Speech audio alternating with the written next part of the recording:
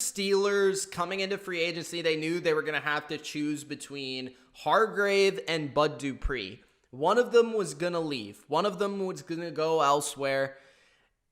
It ended up being Hargrave. He left to Philadelphia, so they had a big spot on their depth chart to fill.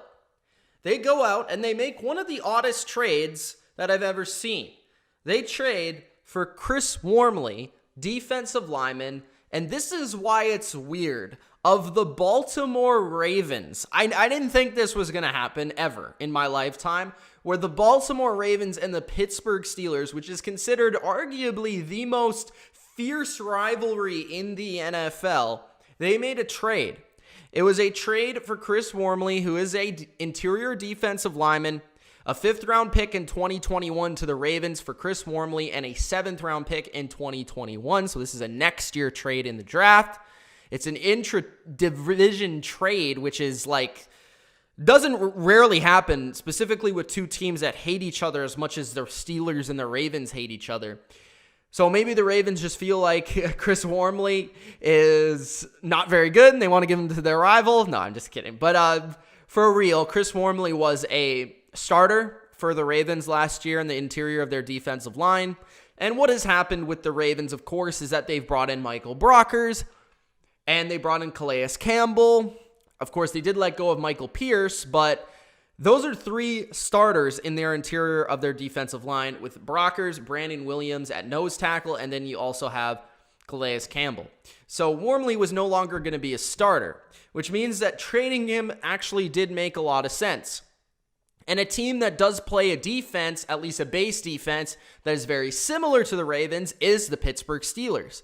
So the talent and the value that these teams like on defense makes sense that the Steelers would be interested in some of the Ravens players. So Chris Wormley is one of those guys.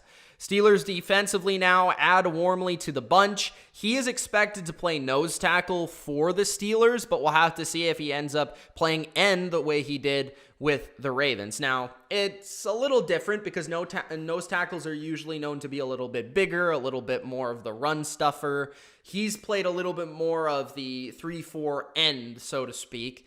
Cameron Hayward, Stephon Tuitt, those two guys are 2 of the best in the game still, and they're still there at the end.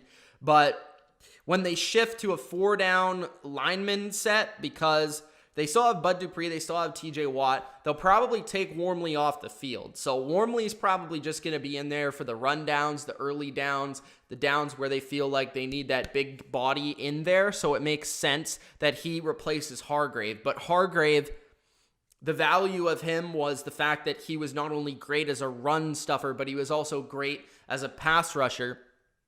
Taking a look at how Wormley was graded last year, he was graded as the 63rd best interior defensive lineman from PFF. So you do the math, that's like a number 2 on a team. 69.9 run defense grade and a 53 pass rush grade. So had a pretty lackluster pass rush grade, but from run perspective, not terrible. Played 482 snaps, so not a ton.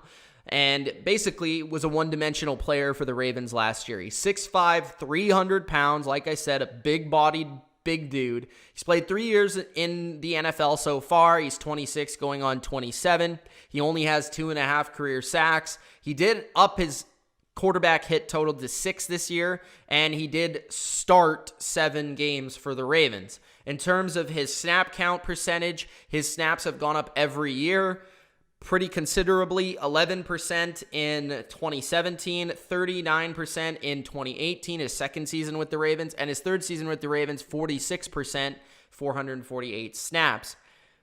Again, this is a guy that is a run stuffer. He's going to play in those situations where they need him to come in to stop the short yardage or on first and second down when teams are in power running sets. Other than that, they'll get him off the field and they'll have Bud Dupree come in with TJ Watt on the edge, and they'll have Tuitt and Hayward on the interior for their 4-man rush to get at the quarterback. So Wormley is a nice player, I feel like, that can at least fulfill part of Hargrave, what he offered. But when you lose a good player like Hargrave, you need to find multiple players to fill that role. So when looking at the Steelers, They have Wormley, Alualu, McClures, and Bugs, all players that can fill that role collectively. It's not just going to be one guy, but multiple guys that end up filling this spot. But I do feel like for the value, not terrible. I mean, I think it makes sense why they made the deal. A 5th rounder basically to move up from the 5th and move down to the 7th in 2021, a year from now. So I feel like the value is there for the Steelers to get a guy right now, and really a team that's looking to win right now anyways, with Big Ben Roethlisberger looking at the end of his career. This trade makes a lot of sense for the Steelers. From the Ravens' perspective, it makes some sense because they've spent so much money on the defensive line that this guy kind of became disposable. So that's my thoughts on Chris Wormley being traded to the Pittsburgh Steelers from, of all teams, the Baltimore Ravens.